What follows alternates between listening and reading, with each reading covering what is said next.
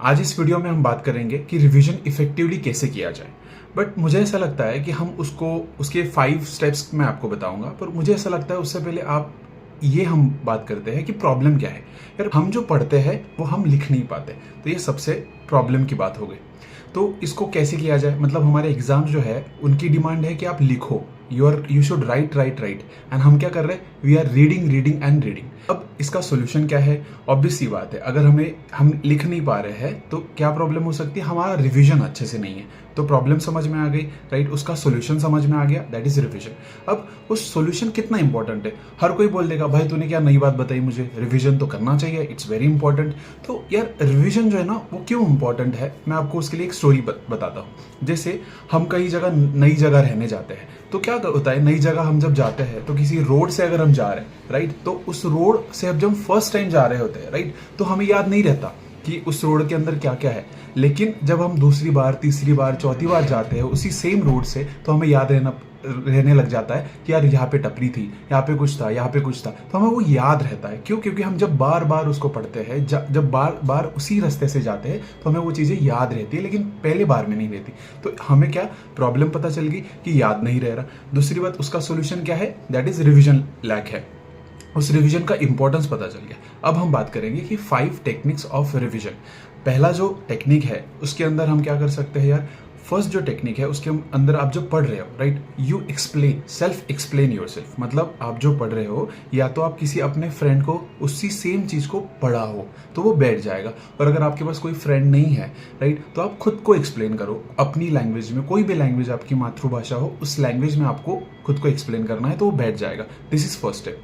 Second step, आप जब पढ़ रहे हो तो आपको वो रूल पता ही होगा, दैट इज 1, 3, 7, 15 एंड 13। उस स्पेस रिवीजन को अगर हम करेंगे तो स्पेस रिवीजन में क्या होगा, that we will be able to revise properly, right. तो वो 5 बार अगर हम रिवाइज करते हैं तो कभी नहीं भूल पाएंगे, राइट। तो this is what, this is space revision, कि बार बार हमें उसको पढ़ना है। दैट इज फर्स्ट डे पे, फिर थर्ड डे पे, फिर 7 डे पे, फिर 15 डे पे, फिर 30, मतलब 1 महीने बाद, और वो चलता ही रहना चाहिए। यू शुड जस्ट बार बार उसी जगह से जाना। This is second. थर्ड जो होता है that is active recalling, right. Active recalling में हमें क्या करना है कि हम जो पढ़ रहे हैं, राइट, वो जो हमने पढ़ा 2-3 बार पढ़ लिया, उसके बाद में हम वापस क्या करते हैं, पूरा टाइम पढ़ते ही रहते हैं। तो we should not do it. मतलब पहली बार पढ़ लिया, दूसरी बार पढ़ लिया, फिर बुक बंद कर लो, राइट। और बुक बंद करने के बाद में फिर सोचो यार इस बुक में क्या दिया हुआ था, या ये बात सोचो। फिर आप क्या कर सकते हो, बुक बंद कर लिया, सोचा, या फिर उसको लिखने की प्रैक्टिस करो कि इसमें ना ऐसा दिया था, आई विल राइट। तो ये थर्ड स्टेप हो गई।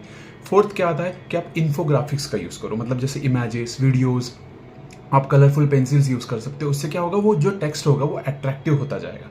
और फिफ्थ क्या है यार, that is spaced subject wise. मतलब क्या है कि हर किसी, जैसे आपने कोई सब्जेक्ट को 2 घंटे पढ़ा, उसके बाद में आपको पूरा दिन एक सब्जेक्ट नहीं पढ़ना है।